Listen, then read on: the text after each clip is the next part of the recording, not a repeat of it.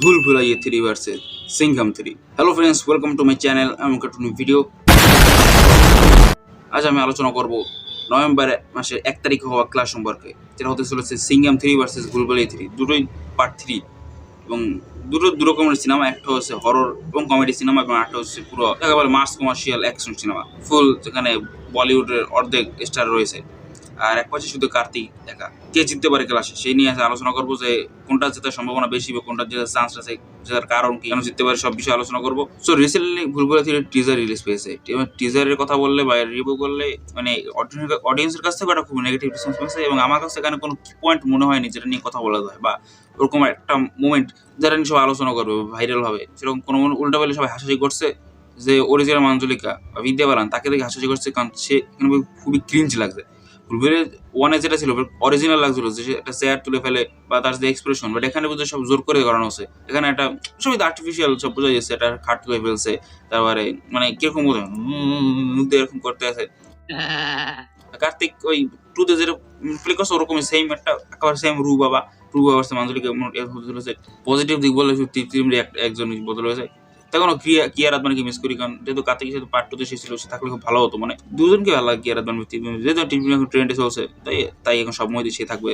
কিছুদিন আগে bad news ছিল, এখন এটাই তার আগে আসবে এই ভিকি বিদ্যা বলা ভিডিও। কার্তিকের সাথে মানে আরো একটা মুভি রয়েছে প্রিমিয়াম, তো লাইন এখন অনেক সব মুভিতে এখন থাকবে। তো একসময় তার ট্রেন্ড শেষ হয়ে যাবে, আবার সব এরকম থাকবে না। যেমন একসময় রাশ্মিকা ছিল, পূজা হয়ে গেছিল, এরকম প্রত্যেকটা নায়িকার না একটা এরকম করে একটা বছর থাকে বা 2 বছর এরকম থাকে, সব মুভিতে সেই থাকে। তারপরে শেষ হয়ে যায় ট্রেন্ড, মানুষের ইচ্ছা কমে যায়, দেখতে দেখতে বোরিং হয়ে যায়।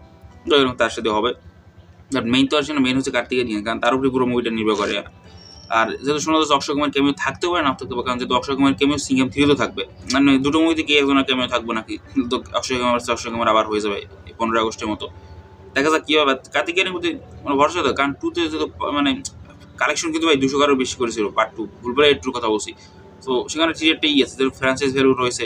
স্ট্রিট তো দেখছেন যে হরর এখন ইন্ডিয়া কিরকম মানে চলছে, পুরোই সবাই লাভ করছে এই জনরাটাকে। তো মনে হচ্ছে ভুলভুলাইয়া 3 চলে যাবে, বাট ভুলভুলাইয়া 4 জন না নেয় এটাই চাই, মানে বেশি হয়ে যাবে তাইলে। ভুলভুলাইয়া 1 পর্যন্ত ঠিক ছিল, 2 আনছে ভালো কথা, এখন 3 এবার আনছে। যেহেতু বিদ্যা বালান কিনেছে, মাধুরী দীক্ষিত রয়েছে, তাকে তো দেখায়নি টিজারে, তাকে একটু দেখিয়ে দিলেও ভালো হতো, তাকে নিয়ে কথা বলা যেত। এক্সট্রা কাস্ট পুরোনো রয়েছে, রাজপাল যাদব সব মানে সবাই রয়েছে। আর তেমন কিছু বলা নেই, টিজারে তেমন কিছু তারা রিভিলই করে নিয়েছে বলবো। পোস্টার মধ্যে 2টো রিলিজ হয়েছে, তাও তেমন কোনো না। তো আছে, তো দেখি, কারণ রিলিজ না পর্যন্ত কিছু বলতে পারি না। এখন ট্রেলারটা দেখি কবে আসে। দুটো গান পুরো মুডে চলবে, সেটা কিন্তু ভুলভুলাইয়া 1-এরই গান, যে আমি যে তোমার আর ভুলভুলাইয়া টাইটেল ট্র্যাক, সেটা 2 তে চালিয়ে দিয়েছে, এখন 3 তে একই কাজ করবে। তো সবই টাকা কামানোর ধান্দা বোঝাই যাচ্ছে, আর নতুন কিছুই না। এখন হচ্ছে সিংঘাম 3, যেটা আমার বেশি আশা রয়েছে ভুলভুলাইয়া 3 থেকেও, কারণ এখানে রয়েছে পুরো অর্ধেক বলিউড বলতে পারি। এখন এক্সট্রা কাজগুলোর নাম শুনে নিই, সেটা সবাই জানেন। তারপরে বলি অজয় দেবগান, অক্ষয় কুমার, রণবীর সিং, টাইগার শ্রফ, অর্জুন কাপুর। রিসেন্টলি এখন রুমার্স আসছে যে সালমান খান আগে থাকতে পারে চুলবুল পান্ডে হিসেবে।